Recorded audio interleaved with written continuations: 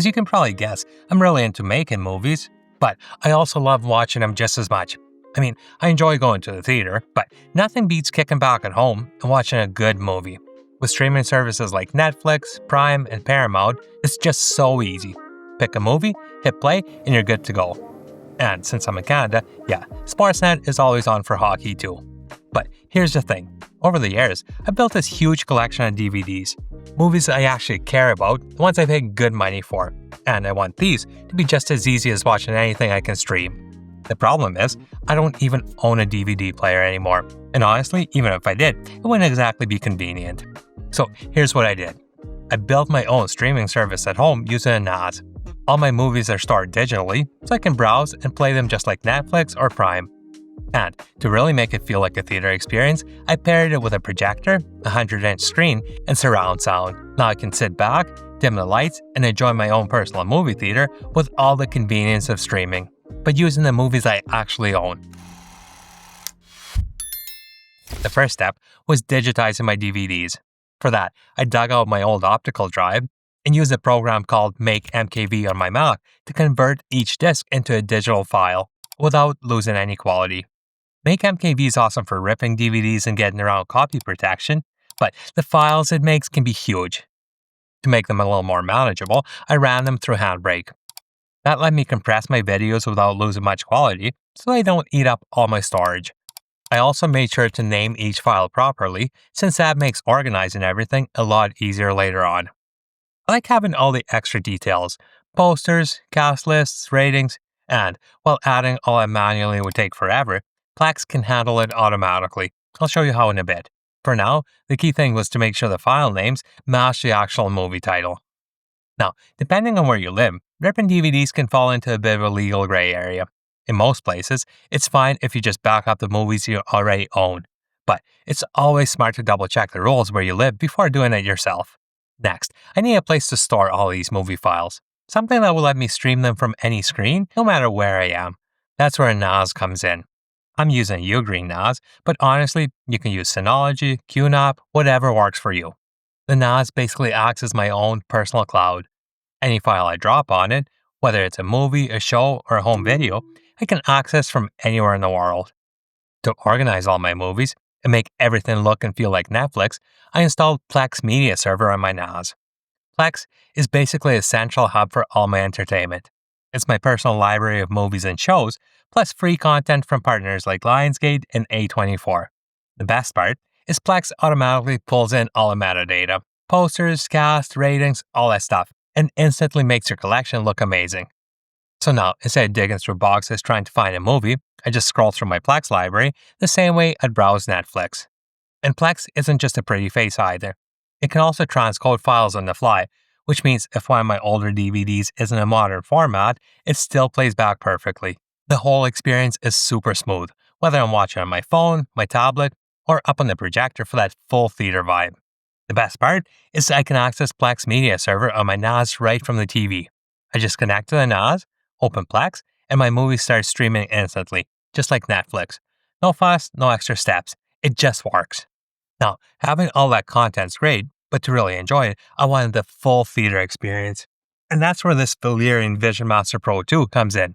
This projector was sent to me by Valerion for this video, but just so you know, no money ever changed hands. They don't get to approve the script, and as always, these are my own honest thoughts. Setting it up was super easy. You've got a few different mounting options. You can place it on a stand, set it up on a table, or even mount it on a ceiling if you want a more permanent setup. The 0.9 to 1.5 to 1 optical zoom gives you a lot of flexibility when it comes to positioning. Once in place, the rest of the setup is basically hands-off. You can fine-tune everything manually if you want, but honestly, the projector does a great job on its own. It's got auto screen fit, auto keystone, autofocus, and even obstacle avoidance, so the image snaps into place perfectly without me having to adjust a thing. And the best part?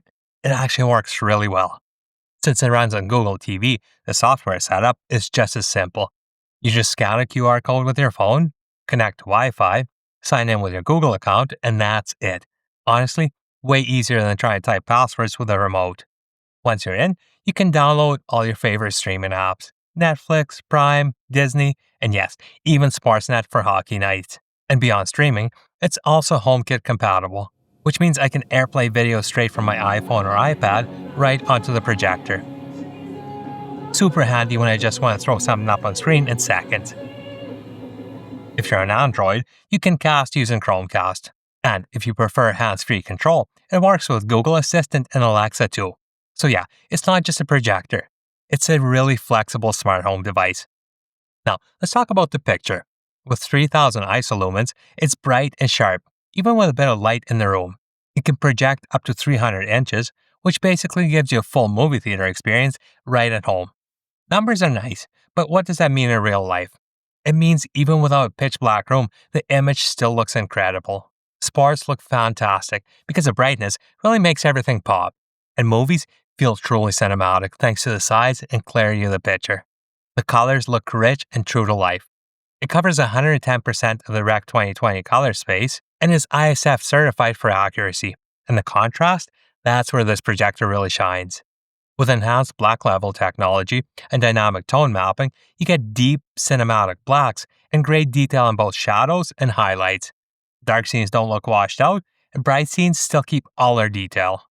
It also supports pretty much every major format: Dolby Vision, HDR10+, IMAX Enhanced, Filmmaker Mode, even 24 and 48 frame per second playback, plus 3D movies if you're into that. The built-in speakers are actually surprisingly good, easily loud enough to fill an entire room.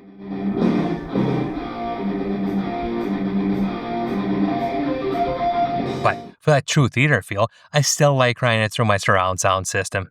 The surround sound pulls you right into the movie. And if you're into gaming, the Pro 2 definitely doesn't disappoint. It's got super low input lag, just 4 milliseconds, and supports up to 240Hz in HD. Gaming on a massive screen like this is a whole different experience. Racing games feel more intense, shooters feel more immersive, and everything just pulls you in. So now, I got everything in one place. My DVD collection on my NAS, my streaming apps, and of course, hockey on Sportsnet. And everything looks incredible on the VisionMaster Pro 2. But that's really the point. It's not just about the specs, it's about the experience. Sitting down with a family, grabbing some popcorn, and turning an ordinary night into something special. Or throwing on a hockey game and feeling like you're sitting ringside. It's a full theater experience right at home. If you're thinking about setting up your own home theater, the Valerion VisionMaster Pro 2 is definitely worth checking out. I'll leave a link for it down below. And a huge thank you to Valerion for sending me this projector. It made movie nights in my house even better. Thanks for watching, and I'll see you in the next one.